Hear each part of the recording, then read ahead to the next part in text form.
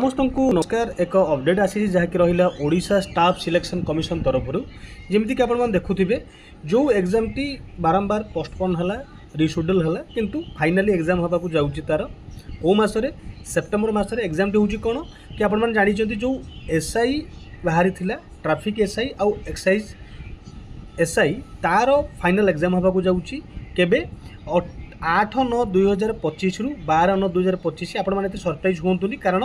एटा online mode exam हम यहाँ को आप मन रखु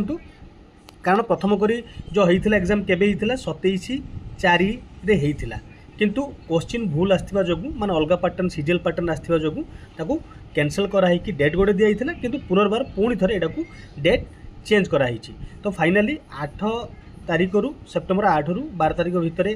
सीबीआरई मोड रे माने कंप्यूटर बेस्ड रिक्वायरमेंट एग्जामिनेशन हम आपण मानकर तेणुक आपण मैंने प्रिपेरेसन जारी रखु। आई होप ये किसी असुविधा न हो आराम से एग्जाम हो जाऊ। आई होप जब इनफॉरमेशन ठीक लगी वीडियो को शेयर करूँ आउ सांगे सांगे आपन किसी भी डाउट हो